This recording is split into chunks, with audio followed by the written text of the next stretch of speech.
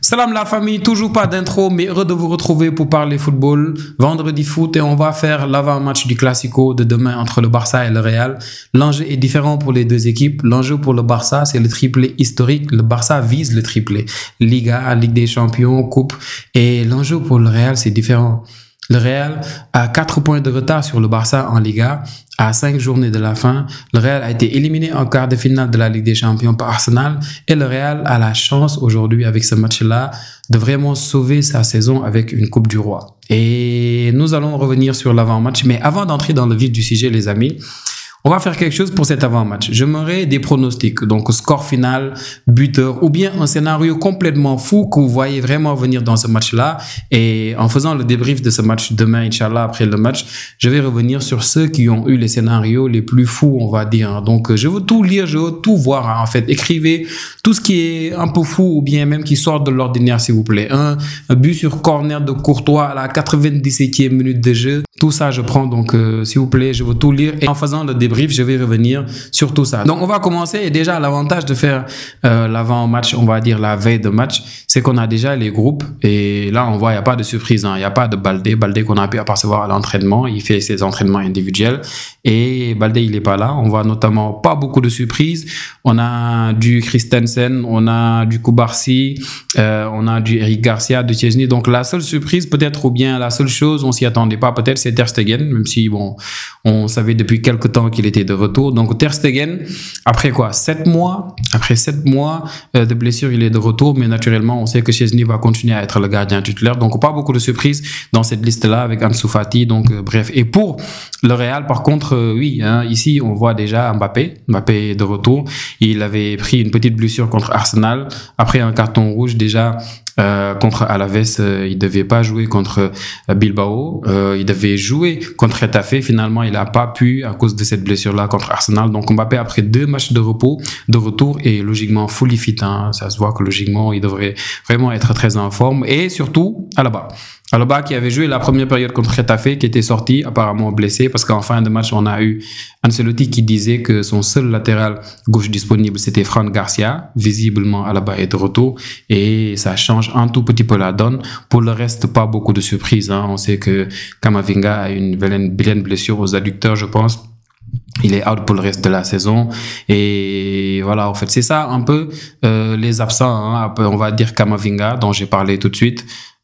Qui sera out, Militao depuis, Carvajal aussi, côté Barça, Lewandowski qui sera peut-être là contre l'Inter, c'est pas encore sûr, toujours Casado, pas encore de retour, Bernal encore, et Baldé qu'on voit, comme je disais, à l'entraînement individuel, mais il est pas encore de retour.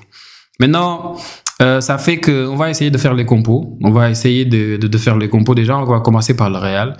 Le Real, récemment, on a vu contre Bilbao qu'ils ont joué, je pense, avec un 4-4-2 losange, en diamant. Donc, on va essayer, on va déjà aller vers les certitudes.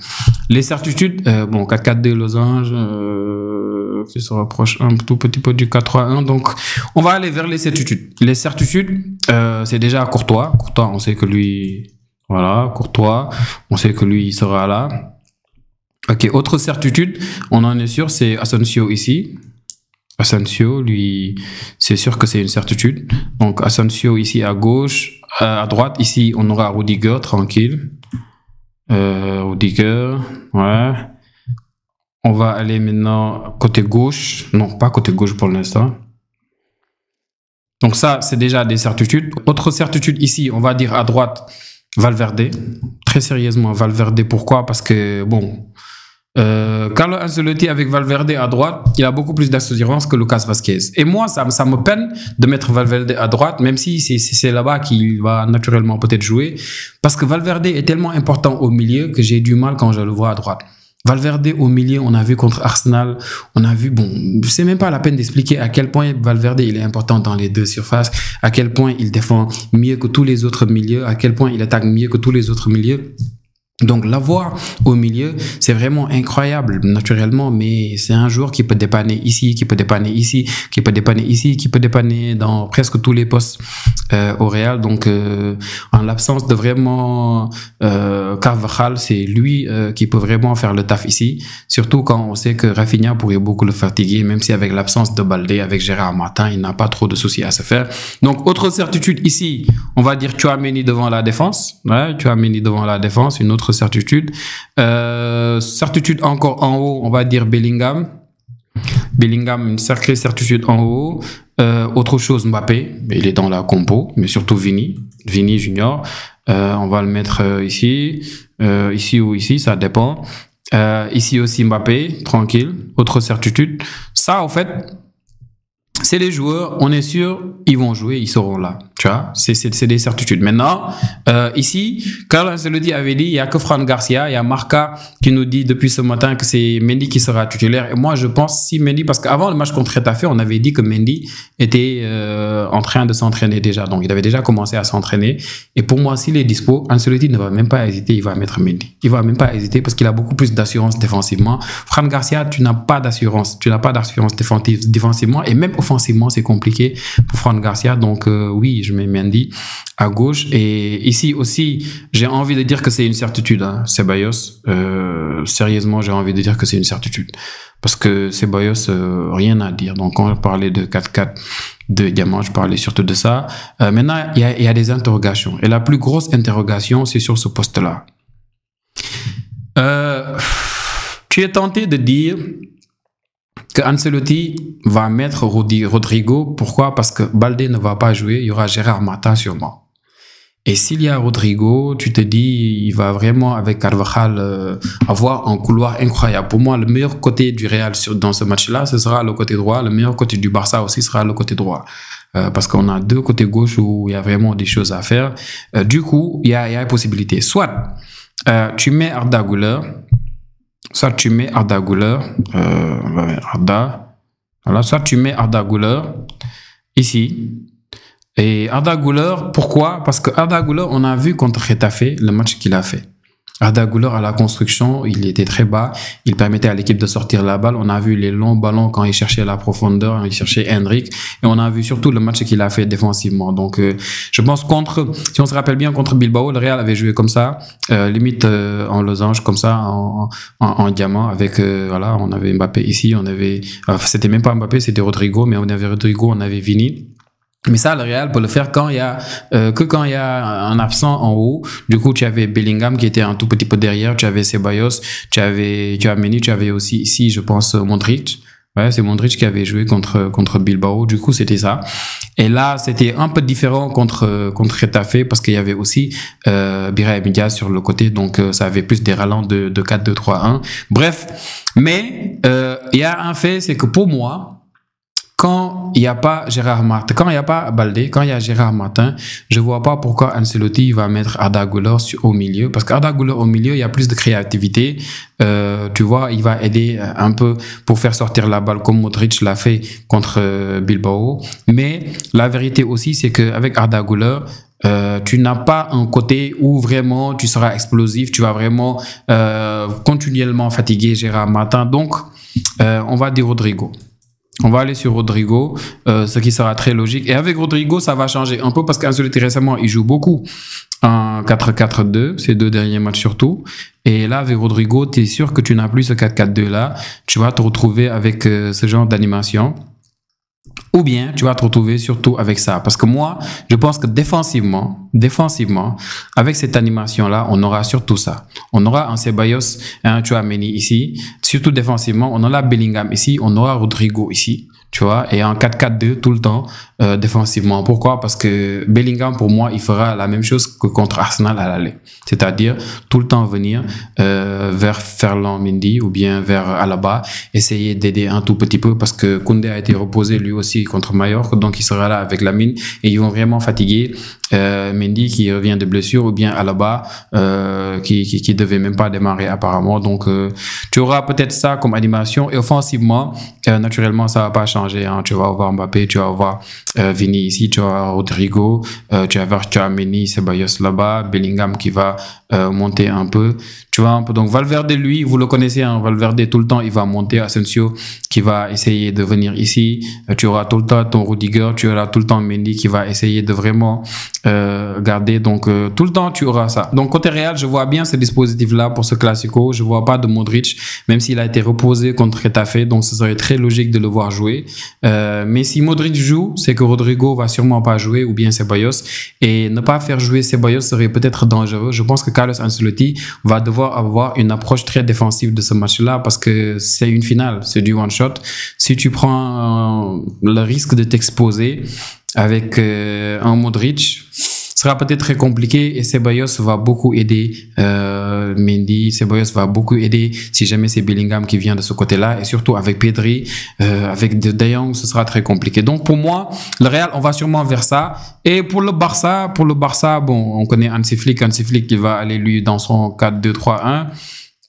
Hansi Flick, on le connaît bien et on va parler des certitudes. Donc certitude côté Barça déjà, Szczęsny, attends, comment c'est qui son nom lui aussi? Szczęsny, voilà. Szczęsny, c'est une grosse certitude. Côté Barça, tu auras à droite naturellement Koubarsi, lui aussi c'est une certitude. À droite, Martinez ici. Hugo Martinez, grosse certitude à droite. Voilà, tu auras ici encore comme certitude Koundé qui a été reposé contre Mallorca, bien reposé d'ailleurs contre Mallorca. Tu auras devant aussi De Jong comme certitude. Une grosse certitude lui aussi. De Jong comme certitude. Une autre certitude aussi c'est Pedri, la légende, peut-être meilleur joueur de la saison, le GOAT, peut-être le ballon d'or. Autre certitude ici, Lamine Yamal, donc Lamine Yamal comme certitude.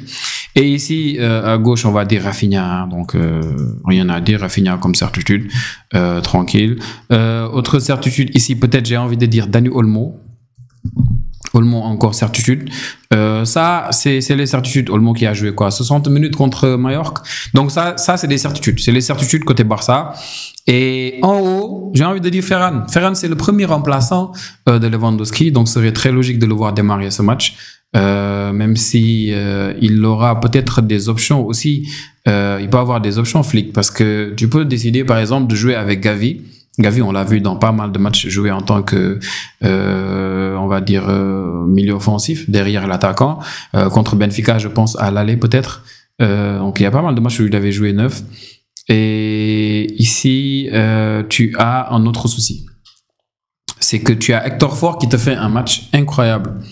On va dire dans le contrôle, dans plus de maîtrise du ballon, offensivement dans la présence contre Mallorca. Et tu as contre Celta Vigo, Gérard Martin qui te fait un match limite exécrable. Gérard Martin, tu n'as pas d'assurance avec lui. Défensivement, ce n'est pas si solide que ça avec Gérard Martin.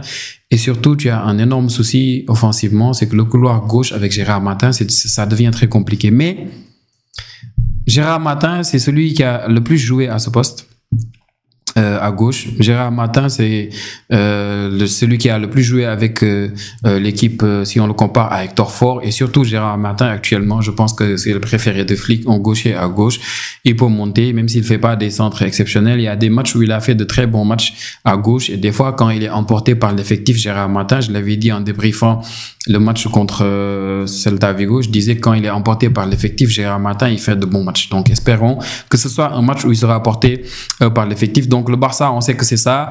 Et offensivement, bon, on sait naturellement que quand on va monter, bon, le problème avec Barça, c'est juste un truc, c'est que Lamine Yamal, c'est lui tout le temps qui colle à la ligne. En fait, c'est ça, c'est limite le problème avec Gérard Martin. C'est Lamine Yamal qui colle tout le temps la ligne ici. Tu as tout le temps Pedri ici, tu as tout le temps De Jong ici, tu as Pedri là-bas, tu as De Jong là-bas, et tu as Rafinha, lui, c'est un ailier, c'est un faux ailier. Tu vois un peu, c'est un ailier qui aime venir à l'intérieur. Tu vois un peu, d'habitude, c'est Baldé qui vient ici, tout le temps à la construction quand on monte un peu plus haut. Et tu as la défense à 3 qui se forme très souvent ici, tu vois.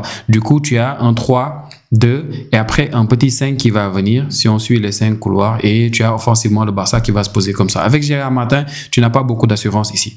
La vitesse de Baldé faisait que lui, à la perte de balle, même dans cette configuration-là, il n'a pas trop de soucis. Il y a tout le temps déjà Pedri qui venait derrière pour gérer la récupération, et tu as tout le temps la vitesse de Baldé qui l'aidait à faire les repris très rapidement, et on risque d'être dangereux que d'un seul côté.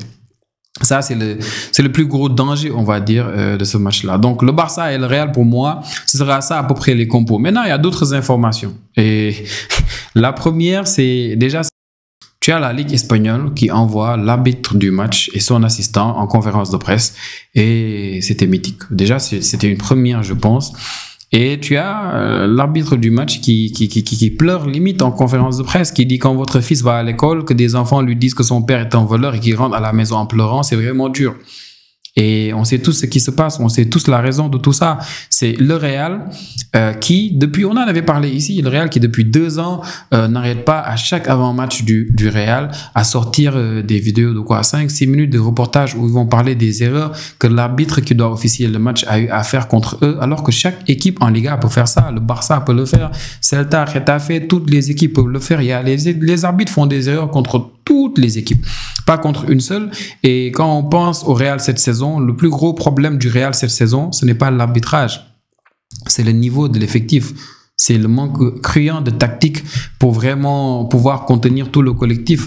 Et ça, c'est plus le problème du Real. Ce n'est pas un problème d'arbitrage. Le problème d'arbitrage n'a pas fait que le Real a été éliminé en Ligue des Champions. Le problème d'arbitrage ne fait pas ce retard de 4 points du Real. Quand on regarde les matchs du Real, on sent honnêtement le problème et c'est pas l'arbitrage. Et du coup, ce qui est beaucoup plus drôle, c'est de voir surtout ce que les arbitres disent. Ils sont en train de faire des unions tous ensemble. Ils disent, ouais, sous peu vous aurez de nos nouvelles, a dit González Fuertes, c'est l'arbitre à la VAR. Et voilà, en fait, ils sont en train de menacer. Mais là, il y a eu une réaction du Real. C'est ça qui est le plus drôle. Et apparemment, eux, ils sont stupéfaits. Apparemment, le Real est stupéfait et voudrait qu'on change l'arbitre du rencontre. Et les raisons sont encore beaucoup plus folles.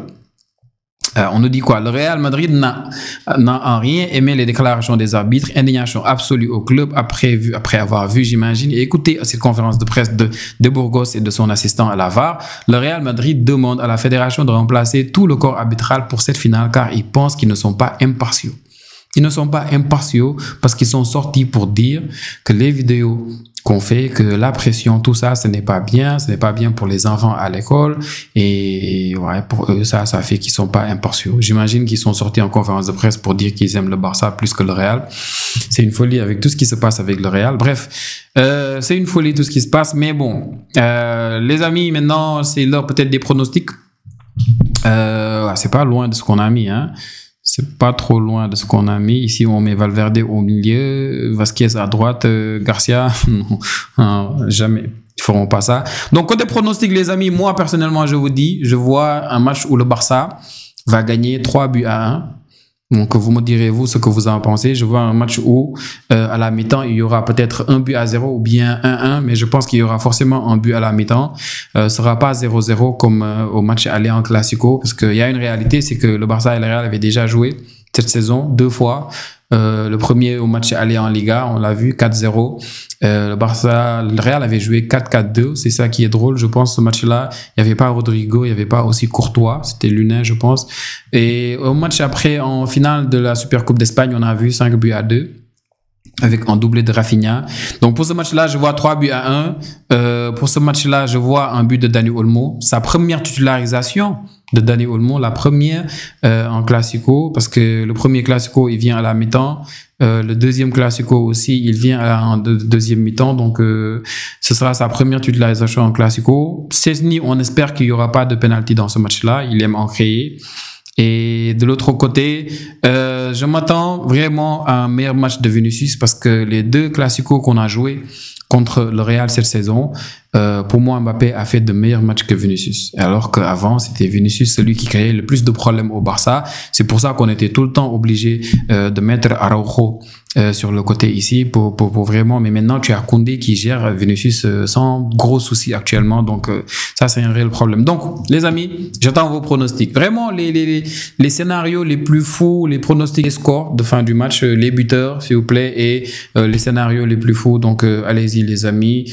C'était tout pour cet avant-match. On se retrouve pour débriefer le match, les amis. Prenez tous bien soin de vous. Ciao, ciao.